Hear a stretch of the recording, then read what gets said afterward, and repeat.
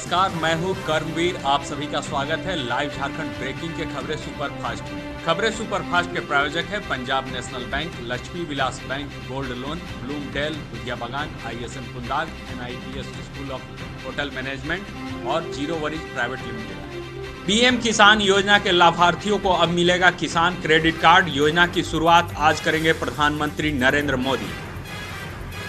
केंद्रीय गृह मंत्री अमित शाह ने पुरी में कहा, CAA से देश के एक भी मुसलमान और अल्पसंख्यकों की नागरिकता का अधिकार नहीं है जाने वाला।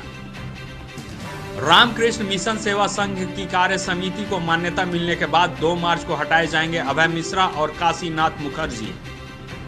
संघ ने जिला प्रशासन से सुरक्षा उपलब्ध कराने का दिया आवेदन, पुरानी समिति होगी काबिज।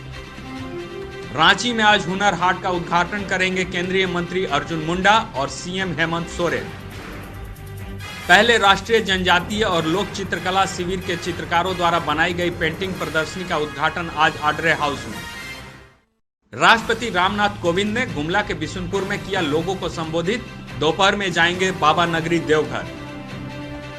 CPI नेता कन्हैया कुमार ने कहा, CAA और NRC से डरने की जरूरत नहीं।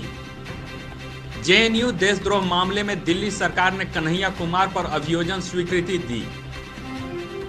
भाजपा के राष्ट्रीय अध्यक्ष JP नड्डा ने कहा, मोदी सरकार अपने दूसरे कार्यकाल में नए कीर्तिमान स्थापित कर रही है।